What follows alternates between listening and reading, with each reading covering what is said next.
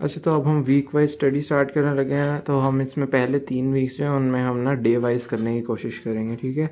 तो सबसे पहला जो डे होगा डे 1, उससे पहले हमारे पास डे 0, जहाँ से हमारे पास अब ये डेवलपमेंट का प्रोसेस स्टार्ट होना वो होगा डे 0। तो डे 0 पे जाके हमारे पास होगी फर्टिलाइजेशन, ठीक है। तो सबसे पहले हमारे पास हो रही है फर्टिलाइजेशन, और जब फर्टिलाइजेशन हो जाएगी ना, इसके सारे फेजेस हो जाएंगे, तो हमारे पास फिर उसका जो रिजल्ट्स निकलेंगे ना, तो वो हमारे पास आएंगे डे 1 के अंदर। अब डे 1 के अंदर हमें मिल जाएगा जाइगोट, ठीक है, 2n ना डिप्लॉयड उसमें, ठीक है। और इसके हमें ना ये 2 सेल स्टेज के अंदर हमें मिलेगा, क्योंकि हमने लास्ट प्रोसेस के अंदर हमने पढ़ा था कि हमें उसके 2 सेल्स मिलेंगे, तो 2 सेल स्टेज मिलेगा। ये आगे उसी के रिजल्ट्स और उसकी ये सिग्निफिकेंस भी कहला देती है कि हमारे पास हमारे पास डिप्लॉयड नंबर रीस्टोर हो जाता है। इसके अलावा हमारे पास सेक्स ऑफ द इंडिविजुअल पता चल जाता है, और इसके अलावा हमारे पास ना क्लीवेज की भी इनिशिएशन हो जाती है। ये तीनों हमारे पास थे रिजल्ट्स ऑफ फर्टिलाइजेशन। अब डे 2 के ऊपर हमारे पास स्टार्ट हो जाते हैं क्लीवेज। तो हमारे पास जो जाइगोट होता है वो 2 सेल स्टेज के ऊपर होता है, वहाँ पे हमारे पास ना माइटोटिक डिवीजन्स की सीरीज़ एक स्टार्ट हो जाती है। और हमारे पास जो सीरीज़ है ना, उससे हमारे पास सेल्स के नंबर तो बढ़ते जाते हैं, लेकिन सेल्स का साइज़ डिक्रीज़ करता जाता है, ठीक है। हर सेल छोटा छोटा होता जाता है। तो उससे हमारे पास क्या होता है, वो जो छोटे छोटे सेल्स बन रहे हैं ना, उनको हम कहते हैं ब्लास्टोमेयर्स। अभी हमारे पास सेल्स जो है ना, ये हमारे पास पहले 2 सेल स्टेज होगी, उसके बाद 4 सेल स्टेज होगी, फिर 8 सेल स्टेज हो जाएगी। तो उन्होंने कहा अंटिल 8 सेल स्टेज तो हमारे पास ये लूजली अरेंज होते रहेंगे। उसके बाद क्या होगा कि इस थर्ड क्लीवेज के बाद ना, ये जो ब्लास्टोमेयर्स बनेंगे ना, ये आपस में ना कॉन्टैक्ट अपना बढ़ाने लग जाएंगे, यानी ये आपस में जुड़ने लग जाएंगे ज़्यादा से ज़्यादा, ठीक है। अब ये आपस में ज़्यादा से ज़्यादा जुड़ेंगे ना, तो अब ये एक कॉम्पैक्ट बॉल ऑफ ना सेल्स बना देंगे, कॉम्पैक्ट बॉल ऑफ सेल्स बना देंगे, जो कि आपस में जुड़े होंगे थ्रू टाइट जंक्शन या गैप जंक्शंस। और इस प्रोसेस को हम क्या कहते हैं, कॉम्पैक्शन का। तो हमारे पास कॉम्पैक्शन क्या है कि हमारे पास जो ब्लास्टोमेयर्स है ना, वो आफ्टर थर्ड क्लीवेज ना आपस में ना एक दूसरे के साथ कॉन्टैक्ट बढ़ाएंगे थ्रू टाइट जंक्शन, तो उसको कॉम्पैक्शन कहेंगे। ये हमारे पास क्या करेगा, ये हमारे पास जो इनर सेल्स होंगे ना, उनको हमारे पास आउटर सेल्स से अलग कर देगा। इनर सेल्स जो होते हैं ना, वो हमारे पास गैप जंक्शन से जुड़े होते हैं, और हमारे पास जो आउटर सेल्स होते हैं ना, वो अच्छा। तो अब हमारे पास ना यहाँ पे उन्होंने कहा, ये हमारे पास कॉम्पैक्शन की वजह से क्या होता है कि हमारे पास जो इनर सेल्स होते हैं ना, वो आउटर सेल्स से अलग हो जाते हैं, और इनर सेल्स ने आपस में ना एक दूसरे को गैप जंक्शन से अच्छे से जोड़ा होता है, ठीक है। और इस सारे प्रोसेस के अंदर हमारे पास जोना पेलोसिडा इसके गिर्द ही रहती है। ये हो गया। उसके बाद हमारे पास ना, ये इन्होंने बताया 2 सेल स्टेज हमारे पास 30 आवर्स के अंदर मिल जाती है। हमारे पास 4 सेल स्टेज जो होती है वो 40 आवर्स में मिल जाती है। उसके बाद हमारे पास आता है डे 3। डे 3 को हम कह देते हैं मोरूला स्टेज। डे 3 के अंदर हमें मोरूला मिल जाता है। क्या 16 टू 32 सेल स्टेज को हम मोरूला कह रहे होते हैं। कितना 3 दिनों के बाद हमारे पास ना एक कॉम्पैक्टेड एम्ब्रियो जो होता है ना, वो फिर डिवाइड करता है, और अब हमारे पास ना 16 सेल स्टेज में 8 सेल स्टेज से पहुंच गया, और इसको हम कहते हैं मोरूला। और इसकी एक ना मेलबरी शेप हो जाती है, ठीक है। और वो मेलबरी शेप की वजह से हम इसे मोरूला कह देते हैं। तो इसके अंदर हमारे पास ना फिर बन जाते हैं इनर सेल्स, और वो इनर सेल्स जो है वो इनर सेल मास बना देते हैं। और उसके बाद हमारे पास इसके सराउंडिंग सेल्स जो होते हैं वो आउटर सेल मास बना देते हैं। इनर सेल्स मास आगे जाके एम्ब्रियो ब्लास्ट्स बना देते हैं, जो कि हमारे पास एम्ब्रियो प्रॉपर में काम आते हैं। और जो आउटर सेल्स होते हैं वो हमारे पास ट्रोफोब्लास्ट बनाते हैं, जो कि आगे प्लेसेंटा बनाते होते हैं। तो ये इन्होंने एक ओवरव्यू सा दिया हुआ है। इसके अंदर बस हमें यहाँ पर यही है कि मोरूला बन जाता है। और उसके बाद हमारे पास उन्होंने लिखा है कि 12 टू 16 सेल स्टेज जो है वो हमारे पास कब तक मिल जाती है, वो हमें मिल जाती है 3 डेज़ तक। और उसके बाद मोरूला स्टेज हमें मिल जाती है 4 डेज़ तक, यानी approximately 4 day, third day and होगा तो हमारे पास मोरूला होगा। और उन्होंने कहा ये ब्लास्टोमेयर्स इन सारे प्रोसेस के अंदर ना जोना पेलोसिडा उनको सराउंड करेगी। ये हमें उन्होंने मोरूला दिखाया हुआ है कि हमारे पास ये अंदर क्या कहते हैं और बाहर भी हैं सेल्स, ठीक है। तो ये हमारे पास अंदर वाले इनर सेल मास है, और बाहर वाले जो है वो outer cell mass. 16 to 32 cell stage जो है उसे मोरूला कह रहे हैं। 3 दिन हो गए। अब चौथे दिन हमारे पास क्या बनेगा, हमारे पास चौथे दिन बन जाएगा ब्लास्टोसिस। इसको हम इसे कह रहे हैं ब्लास्टोसिस फॉर्मेशन, इसका नाम हमने वैसे दे दिया है। क्या होगा, अच्छा। तो अब हमारे पास 4th डे के ऊपर क्या होगा कि मोरूला जो है ना, वो हमारे पास ना अब यूट्राइन कैविटी के अंदर एंटर हो जाएगा, ठीक है। यानी वो सारी उस ना यूट्राइन ट्यूब से होता हुआ अब यूट्रस के अंदर यूट्राइन, अब उसके बाद हमारे पास ना ये यूट्राइन कैविटी के अंदर एंटर हो जाएगा। और यहाँ यूट्राइन कैविटी के अंदर जैसे ही मोरूला एंटर होगा ना, तो यूट्राइन कैविटी के अंदर जो साइडों में फ्लूइड है ना, वो सारा इसको पेनिट्रेट करके ना, जोना पेलोसिडा थी उसको पेनिट्रेट करेगा, और पेनिट्रेट करके इसके अंदर घुस जाएगा। तो अब इसके अंदर घुस के वो क्या करेगा कि इसकी इंटरसेलुलर स्पेसिस के अंदर आएगा, इनर सेल मास के। और इसके अलावा हमारे पास फिर उनके साथ ना कन्फ्लुएंट यानी उसके साथ कॉन्टीन्यूस हो जाएगा, और एक सिंगल कैविटी बना देगा, और उस सिंगल कैविटी को हम कह देंगे ब्लास्टोसील। डायग्रामेटिकली तो देखें तो हमारे पास ये है, हमारे पास पास इसने ना जोना पेलोसिडा जो इसके गिर्द थी वो जोना पेलोसिडा को ना पेनिट्रेट किया, जिससे हमारे पास वो अब जोना पेलोसिडा जो होती है ना 4th डे के एंड तक ना डिसअपियर हो जाती है, और ताकि आगे फिर हम ना अगले डेज में इम्प्लांटेशन कर सकें। तो हमारे पास यहाँ पे अब उन्होंने कहा एक कैविटी सी बन जाती है इस फ्लूइड के एंटर होने की वजह से, उसको हमने कहा है कि ब्लास्टोसील है ये। अब उन्होंने कहा ये हमारे पास जो ब्लास्टोसील तो बन गया ना, तो इस स्टेज के ऊपर अब हम एम्ब्रियो क्या कहेंगे, हम कह देंगे ब्लास्टोसिस्ट। अभी तक जाइगोट था, अब जाइगोट के बाद हमने उसे क्या कह दिया, ब्लास्टोसिस्ट कह दिया।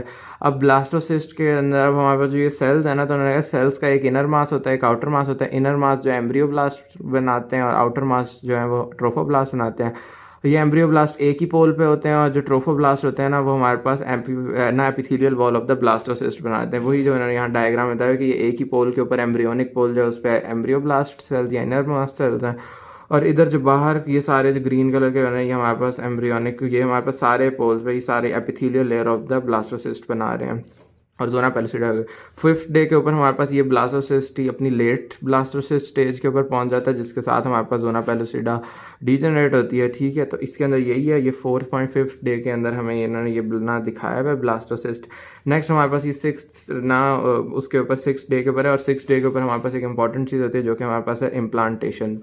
इम्प्लांटेशन के अंदर क्या होता है, ये जो हमारे पास ट्रोफोब्लास्टिक सेल्स हैं ना हमारे पास, ये कौन से वाले, जो कि एम्ब्रियोब्लास्ट के ऊपर ये वाले जो हैं, ये क्या करेंगे, ये ना पेनिट्रेट करने लग जाएंगे epithelial walls of the uterine mucosa के। यहाँ इन्होंने दिखाया हुआ है कि ये जो ना निकल रहे हैं ना ये ग्रीन कलर के, ये हमारे पास यूट्राइन म्यूकोजा ब्लैक कलर की है, तो इसके अंदर हमारे पास ये पेनिट्रेट करने लग जाएंगे, और इनके अंदर कुछ होंगे एल्सक्रीटेंस, और इनके कार्बोहाइड्रेट रिसेप्टर्स होंगे हमारे पास यूट्राइन म्यूकोजा के ऊपर। ये यहाँ इस डायग्राम के अंदर मैंने दिखाया हुआ है कि यहाँ पे हमारे पास ये ग्रीन कलर के एल्सक्रीटेंस हैं इस ट्रोफोब्लास्ट के ऊपर, और इधर कार्बोहाइड्रेट इनके रिसेप्टर्स जो है ना वो हमारे पास यूट्राइन म्यूकोजा के अंदर है। ठीक हो गया, तो अब हमारे पास उन्होंने कहा ये आपस में ना ये दोनों जो होंगे ये दोनों ना आपस में एक दूसरे से ज्वाइन होंगे, और ज्वाइन होने से हमारे पास ये इनिशियल अटैचमेंट देंगे। अब फर्दर अटैचमेंट किस तरह होगी, तो उन्होंने कहा इसके लिए इससे पहले हमें उन्होंने बताया कि सेलेक्टेंस और ना वो सेलेक्टेंस कहाँ वैसे होते हैं। तो सेलेक्टेंस हमारे पास कार्बोहाइड्रेट बाइंडिंग प्रोटीन होते हैं जो कि जाके कार्बोहाइड्रेट से जुड़ते हैं, इसीलिए उनके लिए जो रिसेप्टर्स हैं उन्हें कार्बोहाइड्रेट रिसेप्टर्स कहते हैं। कार्बोहाइड्रेट बाइंडिंग प्रोटीन है जो कि अक्सर हमारे पास ल्यूकोसाइट और एंडोथेलियल सेल्स के ना इंट्रैक्शन के अंदर पाए जाते हैं। ठीक है, जब हम ब्लड के अंदर हम ये सारा इम्यूनिटी वगैरह ये सब पढ़ते हैं ना, तो ये ल्यूकोसाइट्स और एंडोथेलियल सेल्स इन्हीं सेलेक्टेंस की वजह से हमारे पास मिलते हैं, जो कि हमारे पास ल्यूकोसाइट ना हमारे पास ना ल्यूकोसाइट कैप्चर फ्रॉम ब्लड ये सारे को अलाउ करता होता है। तो ये सारी चीज़ होगी। अब उन्होंने यहाँ कहा फर्दर अटैचमेंट किस तरह होगी, तो फर्दर अटैचमेंट के लिए उन्होंने कहा हमारे पास ना ट्रोफोब्लास्ट और इसके अंदर इन्वेड करेगा, ठीक है, यूट्राइन म्यूकोजा के अंदर, और ना इसके अंदर हमारे पास ना ट्रोफोब्लास्ट ना इंटेग्रेंस कुछ निकालेगा, और वहाँ से हमारे पास ना एक्स्ट्रा सेलुलर मैट्रिक्स जो है ना सारा साइड पे, उसके अंदर कुछ होंगे हमारे पास मॉलिक्यूल्स लेमिनिन जिनके अंदर होगा, और फाइब्रोनेक्टिन। अब जो इंटेग्रेंस हमारे पास लेमिनिन के लिए होंगे ना वो हमारे पास अटैचमेंट को प्रमोट करेंगे, और जो इंटेग्रेंस हमारे पास फाइब्रोनेक्टिन के लिए होंगे ना वो हमारे पास इस ब्लास्टोसिस्ट की ना माइग्रेशन के अंदर मदद करेंगे। अब ब्लास्टोसिस्ट की माइग्रेशन कहाँ, तो वहाँ पर क्योंकि हमारे पास ब्लास्टोसिस्ट तो वहाँ यूट्राइन कैविटी के अंदर होगा, तो उसे हमने यूट्राइन म्यूकोजा के अंदर ले जाके इम्प्लांट करना होगा, तो वो हमारे पास इसके अंदर मदद करेंगे। यही इन्होंने सारा दिखाया है ब्लास्टोसिस्ट, इसको थोड़ा सा मॉडिफाई करके दिखाया हुआ है, आगे डे 7 और 8 तक ले गए हैं ताकि वो ज़्यादा थोड़ा क्लियर हो जाए कि हमारे पास ये जो ना आगे जो एम्ब्रियोब्लास्ट के सेल्स है ना ये एपीब्लास्ट सेल्स और हाइपोब्लास्ट सेल्स के अंदर डिवाइड हुए हुए हैं। और इसी तरह हमारे पास ना इसके साइड पे ये जो है ये ग्रीन कलर के ट्रोफोब्लास्ट सेल्स जो थे ना, और ये रेड वाली, ये सारे पहले ट्रोफोब्लास्ट सेल्स थे, अब ये दो हिस्सों में डिवाइड हो गए हमारे पास। कौन से ये अंदर जो वाले हैं ये साइटोट्रोफोब्लास्ट सेल्स हैं, और बाहर जो है वो सिंक्सीटियोट्रोफोब्लास्ट सेल्स हैं। ये अब जब डे 8 पढ़ेंगे ना उसके अंदर ये सारा क्लियर हो जाएगा कि किस तरह, और ये हाइपोब्लास्ट और एपीब्लास्ट सेल्स वाला भी। लेकिन अभी तो वही, अगर आप चाहें तो सिंपल वाली भी बना सकते हैं कि यहाँ एम्ब्रियोब्लास्ट सेल्स बाहर से ना वो, और उनके से हमारे पास ये इन्होंने निकाले हुए एल सेलेक्टिन, ऊपर कार्बोहाइड्रेट रिसेप्टर्स, और ये आपस में एक दूसरे से जुड़े, और ये हो रही है हमारे पास इम्प्लांटेशन। उन्होंने कहा ये जो हमारे पास है ना जो निकले इंटेग्रिन्स और ये फाइब्रोनेक्टिन और लेमिनिन, ये इंटरेक्ट हमारे पास सिग्नल ट्रांसडक्शन पाथवेज के थ्रू भी करते हैं। सिग्नल ट्रांसडक्शन पाथवेज हमें पता है वो जो जी प्रोटीन वगैरह वाले होते हैं, उसके ज़रिए भी हमारे पास फिर ये ट्रोफोब्लास्ट की डिफ्रेंसिएशन कराते हैं। और उन्होंने कहा इम्प्लांटेशन किसी एक की वजह से नहीं होती, यानी ये नहीं कि हम ट्रोफोब्लास्ट सेल्स की ये जो हमारे पास एम्ब्रियो बन रहा है इसकी वजह से हो रही है या ऊपर वाले यूट्राइन में, बल्कि ये एक म्यूचुअल है, म्यूचुअल रिले ना हमारे पास इंटरेस्ट होता है दोनों का। तो हमारे पास ट्रोफोब्लास्ट और एंडोमेट्रियल एक्शन दोनों का हमारे पास एक्शन होता है, उससे हमारे पास ये इम्प्लांटेशन होती है। आगे डे 7 जो है तो हमारे पास उसके अंदर उन्होंने कहा है कि ना एपीब्लास्ट, हाइपोब्लास्ट और ना ये जो हमने यहाँ पे पढ़ा है ना कि हमारे पास ये एम्ब्रियोनिक सेल्स हैं, तो हमारे पास एपीब्लास्ट और हाइपोब्लास्ट, वैसे तो हमारे पास ये डे 7 के बाद हमारे पास यानी ना डे 8 में पूरी तरह होते हैं, लेकिन यहाँ पे होना स्टार्ट हो जाते हैं, ठीक है। और एक्सेस जो बनते हैं ना बॉडी के, वो भी इसी डे 7 के ऊपर बनते हैं। किस तरह? हमारे पास कुछ फैक्टर होते हैं FGF, फाइब्रोब्लास्ट ग्रोथ फैक्टर्स, वो हमारे पास जाके इस एम्ब्रियोब्लास्ट पे असर करते हैं और ये एम्ब्रियोब्लास्ट फिर डिफरेंशिएट करना स्टार्ट हो जाते हैं एपीब्लास्ट सेल्स में डॉर्सली और हाइपोब्लास्ट सेल्स में वेंट्रली, ठीक है। डॉर्सल यानी पीछे वाली साइड पे और वेंट्रल आगे वाली साइड पे। तो इस तरह हमारे पास अब हमें पता चल जाता है कि हमारे पास डॉर्सल साइड पे कौन से होंगे, एपीब्लास्ट सेल्स होंगे, और हाइपोब्लास्ट सेल्स कहाँ होंगे, हमारे पास वेंट्रल साइड पे होंगे। तो अब हमारे पास ये डॉर्सल और वेंट्रल का हमें इन दोनों सेल्स की पोजीशन से पता चल जाएगा, इसलिए हमारे पास एक डॉर्सल वेंट्रल एक्सेस बन गया है। उसके अलावा उन्होंने कहा है कि हमारे पास ना इनिशियली तो ये सारे स्कैटर्ड होंगे, लेकिन बाद में जब डे 8 वगैरह में पहुंचेंगे तो ये आपस में ना हमारे पास सेग्रीगेट हो जाएंगे, और उसका फिर 5.5 to 6 डे के अंदर ही हमारे पास ये इम्प्लांटेशन, क्योंकि 6 डे में होती है ना, तो इसलिए इस दौरान ही हमारे पास ना ये सेग्रीगेट होना स्टार्ट हो जाएंगे।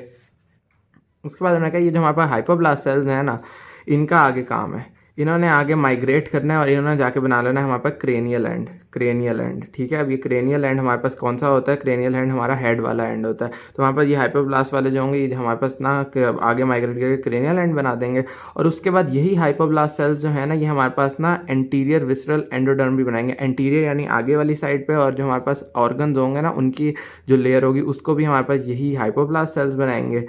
उसके बाद उन्होंने कहा ये हमारे पास जो एव बना है ना ये हमारे पास रिस्पॉन्सिबल होगा कि हमारे पास ये कुछ नोडल एंटागोनिस्ट बनाएगा। नोडल एंटागोनिस्ट क्या काम करेंगे? हमारे पास ये नोडल एंटागोनिस्ट जो है ना ये हमारे पास सेरिब्रेंस और लेफ्टी वन होते हैं। ये हमारे पास क्या करेंगे? ये हमारे पास एपीब्लास्ट सेल्स जो थे ना, इसके अलावा हाइपोब्लास्ट के अलावा, उन पे असर करेंगे, ताकि वो हमारे पास ना स्पेसिफाई कर दें कि हमारे पास क्रेनियल एंड कौन सा बनेगा, और क्रेनियल एंड हमें पता है क्या बना रहे हैं, ये हमारे पास हाइपोब्लास्ट सेल्स बना रहे हैं। इसके अलावा उन्होंने कहा अगर हमारे पास ना ये ना एंटागोनिस्ट जो हैं ये ना हो, हमारे पास इनका इनहिबिटिंग फंक्शन ना हो, तो हमारे पास फिर ये क्या करते हैं कि हमारे पास ये जो प्रिमिटिव स्ट्रीक है ना ये हमारे पास कॉर्डल एंड पे बना देते होते हैं। तो ये बात शायद थोड़ी सी ना क्लियर नहीं हो पाई। उन्होंने ना यहाँ पे ये बात कही है कि हमारे पास जो हाइपोब्लास्ट सेल्स है ना वो हमारे पास स्पेशलाइज होती है, हमारे पास ना एव बनाते हैं। एव हमारे पास आगे जाके ना नोडल एंटागोनिस्ट बनाते हैं। अब इन नोडल एंटागोनिस्ट का क्या काम होता है कि या तो हमारे पास ये यानी कि दोनों ही बल्कि इसके काम होते हैं कि एक तो ही हाइपोब्लास्ट सेल्स पे काम करता है जो कि आगे फिर जाके स्पेसिफाई कर देता है क्रेनियल एंड ये क्रेनियल एंड, और दूसरा उन्होंने कहा हमारे पास फिर ये ना काम करके हमारे पास ये एस्टेब्लिश करता है प्रिमिटिव स्ट्रीक को कॉर्डल एंड पे। प्रिमिटिव स्ट्रीक हमें पता है जाके काम बनती है 3rd वीक के अंदर बढ़ती है, तो हम 3rd वीक पढ़ेंगे। और इस तरह आप देखें तो ये हमारा प्रिमिटिव स्ट्रीक कॉर्डल एंड पे बनेगी और ये हमारे पास क्रेनियल एंड पे बनेगा। ये सब कुछ होगा ना, तो अब उन्होंने कहा यहाँ पे हमारे पास अब क्रेनियल और कॉर्डल का भी बदल गया, इसलिए क्रेनियल कॉर्डल एक्सेस भी यहाँ पे डेवलप हो चुका है। तो यहाँ तक हमारे पास 1st वीक एंड हो जाता है। आई होप काफ़ी सारी बातें क्लियर हो गई हैं। इंशाल्लाह कोई भी मसला हो तो आप उसको ना कमेंट सेक्शन में पूछ लीजिएगा।